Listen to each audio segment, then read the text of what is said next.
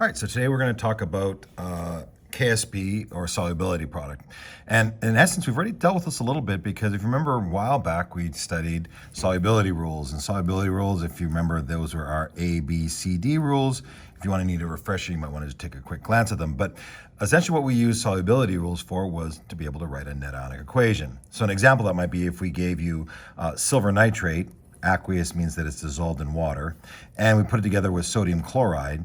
The end result would be is that the silver and the chloride will hook up, and these two would try to hook up, but they would be soluble, and they would be considered as spectator ions. So what we have is we have the Ag plus ion hook up with the Cl minus ion and form AgCl. We said that this AgCl was insoluble. In other words, it formed a solid when it was in water. And that was true, kinda. What we actually kind of kept from you is that even the most insoluble salts, like AgCl is not very, it's a solid when we put into water, they still dissolve just a little bit. So in fact, if we threw AgCl, if I put this over here, if we threw AgCl into water, the grand majority of it would stay as AgCl, a big chunk of AgCl in here. But a little bit of it would form Ag plus and Cl minus. And what would happen is they're going to establish an equilibrium between those two, and that's what we have written here in this equation. The double arrow, of course, does mean that this is an equilibrium. And at the very beginning, as we said, AgCl, silver chloride, will only go this direction at the start because there is going to be none of this. But as the reaction progresses, you're going to get more and more Ag plus and Cl minus, and they're going to reform. Now, the fact that we have an equilibrium going on means that we can write an equilibrium expression. And we sometimes call that the law of mass action. And I've given this little prompt for you here. And if I were to write this, it would be Ag plus times Cl minus. Now, you may be thinking, but wait, what about this? And I want to point out to you this one thing right here. That is a solid, is it not? And solids never make it into our equilibrium expression. The other thing I want to point out to you here is here it says, say, SP here, solubility product. And that is sometimes a little bit confusing because why do we write SP? Now, it's simple enough when we wrote Ka for acid or Kb for base or Kw for water equilibrium. But KSP stands for solubility product, and that's because what happens is when we throw AgCl, I wish I hadn't messed that up, we throw AgCl into water, what happens is that whatever leaves that becomes soluble in water.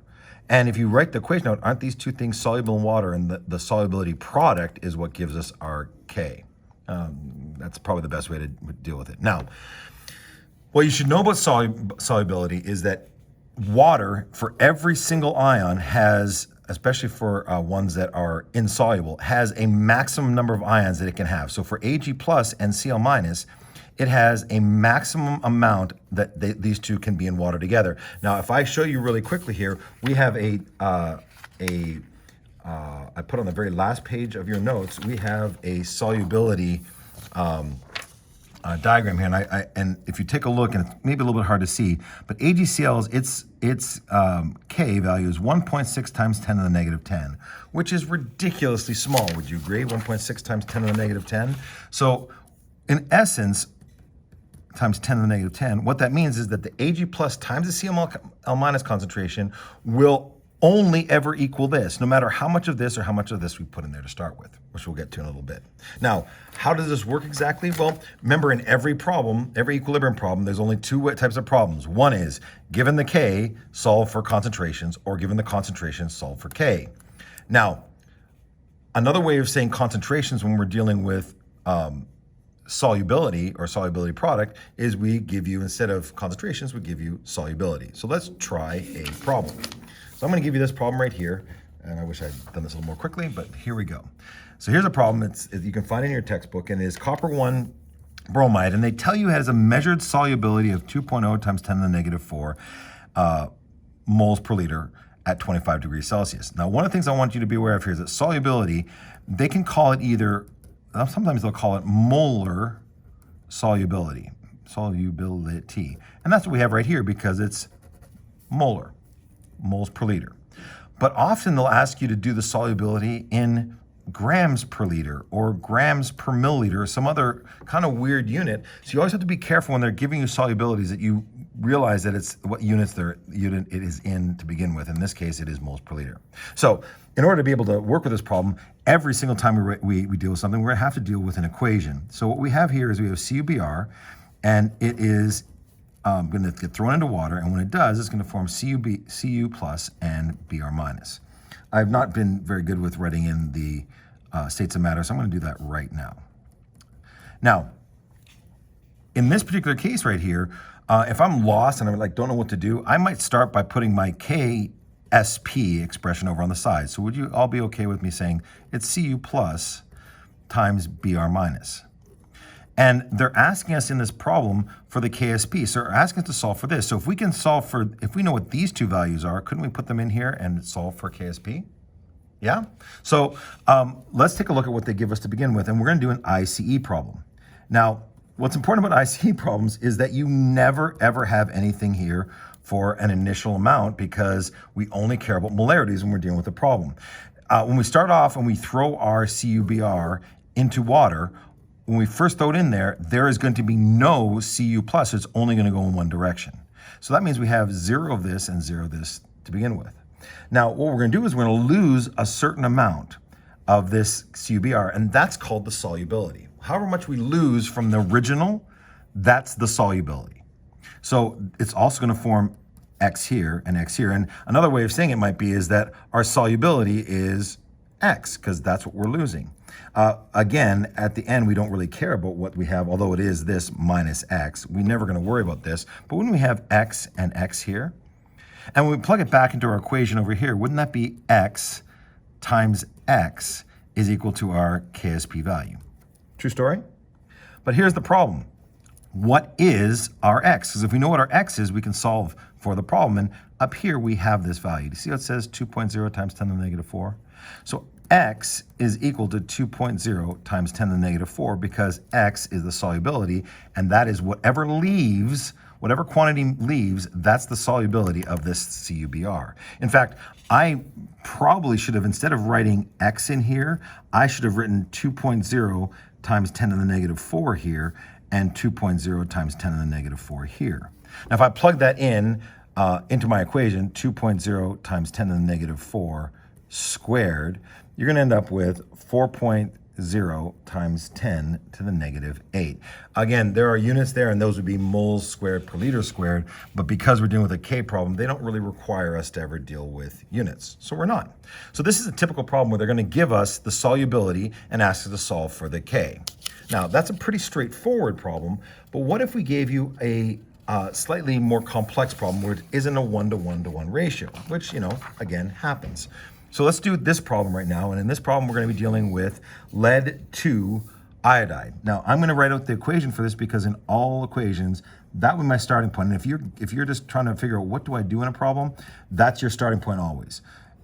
PbI2 is going to form Pb2 plus, and you have to be really careful here because here it's going to form 2I minus. Now, for lack of time, I'm not going to put in that this is solid and these are aqueous, although I just wasted the time saying that. But let's take a look at the information they give us. Then they say that by experiment, blardy, blardy, blar, it's found that 1.2 times 10 to the negative 3 moles of lead 2 iodide dissolves in 1 liter of aqueous solution. Whatever dissolves, that's the solubility. So wouldn't 1.2 times 10 to the negative 3 divided by 1 liter, pretty sure that's 1.2 times, I think I'm writing up above where you can't see it, so I'm going to hold this back down. Sorry about that. 1.2 times 10 to the negative 3 molar, that's going to be the solubility. That's how much is leaving this amount here. So if I do an ICE problem, ICE, right? If I do an ICE here, this, we're going to have nothing to start off with here. We're going to have a bunch of this, but it's a solid, so we don't worry about its concentration. And we're going to have 0 and 0 of this. Again, remind yourselves that we have a PbI2 that we are throwing into water, right? And we throw it into water, a certain amount of the Pb2 plus and the I minuses will allow it to be hanging out in here. The K will determine how many ions we're allowed in here. Now, since this is a 1-to-1-to-2 ratio, this is going to lose X. This is going to gain X, and isn't this going to gain 2X? And when we get to our final equilibrium values, we're going to lose X from here, but again, we're not going to be able to work with that. But didn't they tell us that the amount that left, or the solubility, was 1.2 times 10 to the negative 3. That is equal to x. So solubility is equal to always x. So if we know that, then can't we then say here at equilibrium, wouldn't we have 1.2 times 10 to the negative 3, which is, equal to x? And then wouldn't we have here 2 times 1.2 times 10 to the negative 3? Now, if you were just wanting to do a problem, you're like, oh, I don't like putting numbers like that in here. Well, if we wrote our KSB expression, right, which I should have done at the beginning, wouldn't our KSB expression be PB2 plus times I minus squared? And remember, we've gotten away from having to deal with coefficients, so be aware that this 2 comes right here. And when I actually plug in my values, let's pretend that we're not including this or this right now. We're just gonna include the x and the 2x, and then we can plug it in if that makes it easier for you. I'll have x here, and wouldn't that be x times 2x? And if I do the math here, would that not be 4x cubed? And all we have to do then is take our solubility x, which is this right here, and plug it in here. So wouldn't that be 4 times 1.2 times 10 to the negative 3, all cubed? And when you do the math on that, you end up with 6.9 times 10 to the negative 9. And if I wanted to put the units in here, wouldn't it be molarity cubed? Now, if you'd wanted to plug these numbers directly in here, you realize we could have done it like this. We could have said, oh, the PB2 plus at equilibrium is 1.2 times 10 to the negative 3. And the I minus at equilibrium is 2 times that, and that's going to be all put into here, so that would be 4.2 times 10 to the negative 3, and all of that would be squared.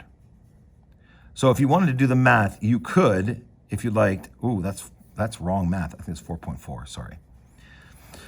Math in my head. So these both will get you to the same answer. And it's a little more complex, but I want to point out 2 things to you here. Whenever we have a coefficient like this right here, it's going to impact us in 2 places. 1, it's going to impact us with our x values, and 2, it's going to impact us with how much we in our squaring. Yeah? I was going to say, do you have any questions? But right now, we've just gone from the solubility, our x, to our k. But what if we go the opposite direction? So let's try an opposite direction type problem.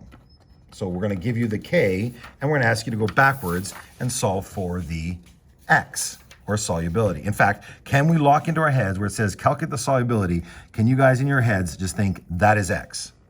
So then let's take a look and see what calcium fluoride looks like, and let's solve together. So if you take a look at the first step, always you should write an equation. So wouldn't that be CaF2, and wouldn't that go, and wouldn't that form Ca2 plus and 2F minus?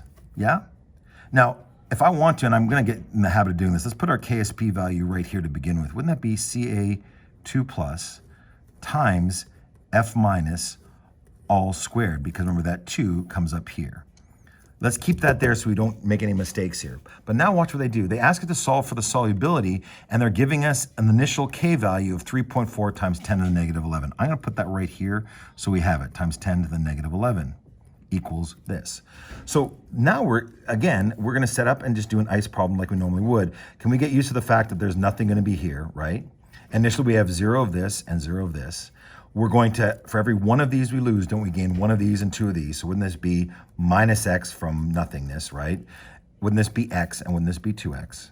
And then here, wouldn't we, actually I shouldn't put this in here, just the change is only x. And then at the bottom, wouldn't we have, I don't know why I'm doing extra lines here, that's just kind of silly. Wouldn't be taking x away from some solid, which it doesn't matter to us, but wouldn't we have x and 2x right here? So if we plug that back into our equation, wouldn't we be plugging x in here and 2x in here? So if you take a look at the math here, isn't this just a matter of gathering like terms? And you're going to discover this really quickly. That's going to give us 4x cubed is equal to 3.4 times 10 to the negative 11. By the way, the 10 to the negative 11 kind of indicates how little dissociates and how much stays as a solid. But then couldn't we take the cube root of both sides? And when you do the math and you isolate x, you're going to get a value for your x of 2.0 times 10 to the negative 4. That is our molar solubility. But there is one step farther here because they didn't ask us to solve for the molar solubility. Look what they asked us to solve for. Then they asked us to solve for the grams per liter, not moles per liter, which is what this is. So then we would have 2.0 times 10 to the negative 4 moles per liter, right? Wouldn't that be our thing? But isn't that moles? Well, couldn't we convert moles into grams by going 1 mole of the CaF2 is equal to the molar mass, which I did not bother to figure out because I did not realize it. I don't have my calculator with me. So we'd have to convert to grams, and all we'd have to do is do a molar mass conversion to get from this 2.0 times 10 to the negative 4 molar as our X to our grams per liter. Now, let me finish off by showing you a couple of things here, and let me recap here. This sheet right here is probably the best comparison I could give you. The solubility product at KSB is just a K value. It tells you essentially how many ions you're allowed in solution. What this means is that if you drop even a speck more of a solid that can be dissolved in water, equilibrium will form with whatever broke apart and whatever you had originally. So if I have a solid in here, right, and the water allows me to have 10 particles of that solid, right? If an 11th particle, one more particle comes in here, now all of a sudden I'm going to end up with an equilibrium going back and forth. And KSP is just another way of saying equilibrium. Solubility, however, is how much of the solid dissolves to get the maximum amount of ions in solution. In other words, solubility is X. So I want you to read through this, and I'm going to give you a few problems to do. Whenever you need to, you can look at this sheet. It's at the back. It's going to give you all of the KSPs you're going to work with. Hopefully this has been helpful. If you need to pause and rewind and look at this other stuff, feel free to do that. Thanks so much. Bye.